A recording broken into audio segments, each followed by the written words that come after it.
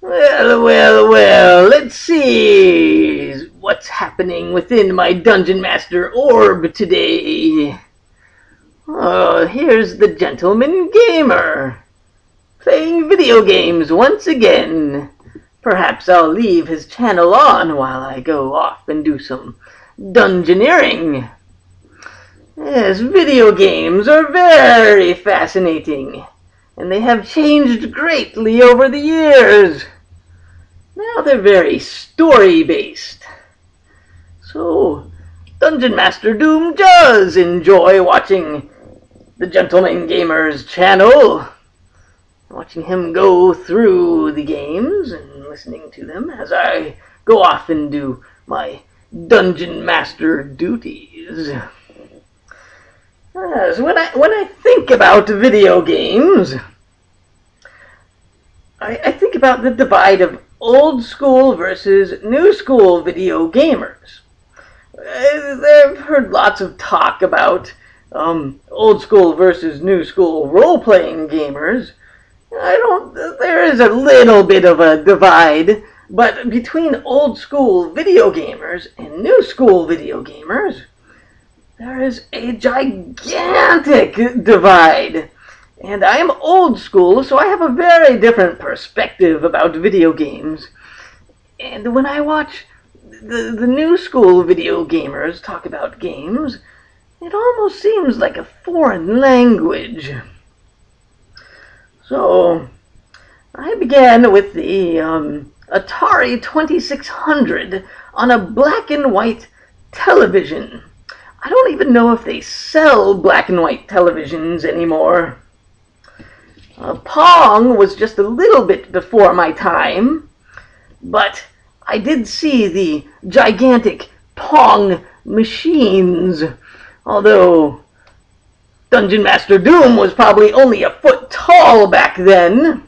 But I remember those machines being about 10 feet tall, and I had to climb a ladder to get on top of it so I could play it on this screen.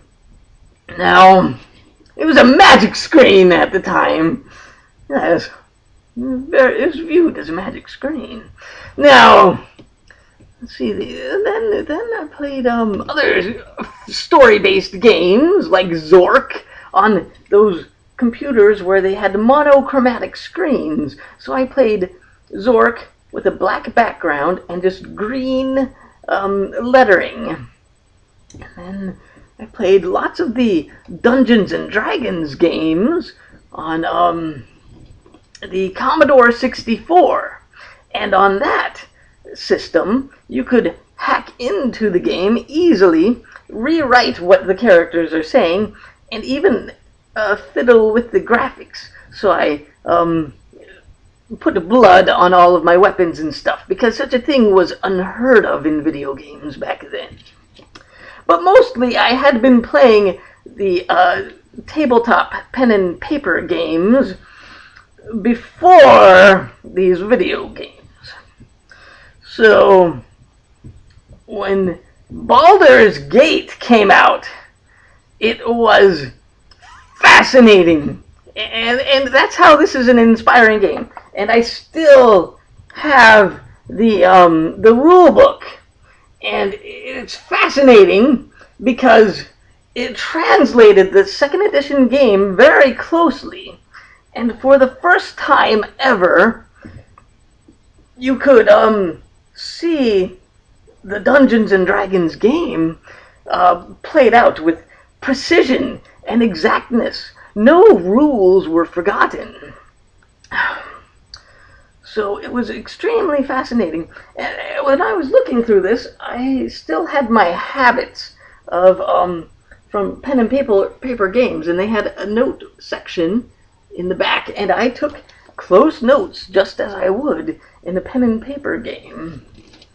But I do play video games still on occasion, but I find them very boring most of the time.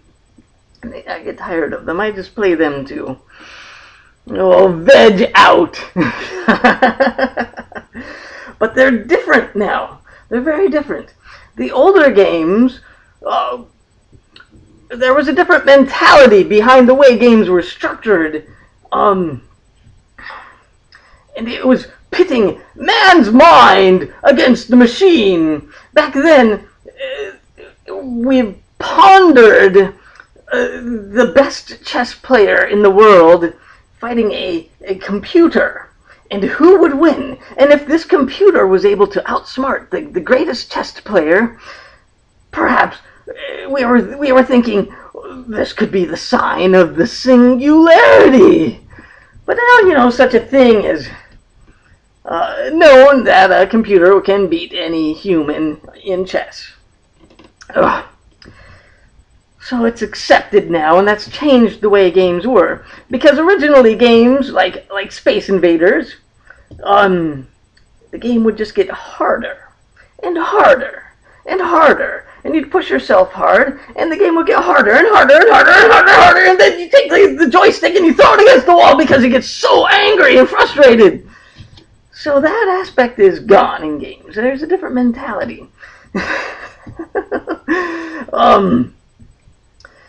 Games now aren't meant to challenge your mind against the computer to that degree. In fact, games now kind of just drag you along. It's the exact opposite. And they pull you through a story. Sometimes they'll go, oh, we're getting a little hard, but then they're just screwing with you, and they pull you along. And for me, games, while they are fascinating, I'd rather listen to an audiobook or listen to people play a role-playing game on YouTube than having to press buttons and engage my full attention into a method of going through a story. So, because I want to go through as many stories as I can as fast as possible, because there's just so much stuff out there, and why do I want to get so in-depth into a video game? So that's why I enjoy the video game channel, because then I don't have to play these games and I can just listen to them and do other things while they're going on.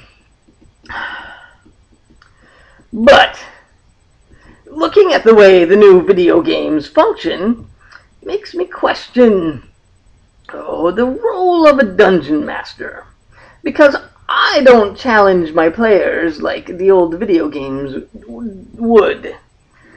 And I realized there's a big difference here, where I actually find my players entertaining, and a computer, on the other hand, can't find you entertaining. It'll just say, good job. You've done very well.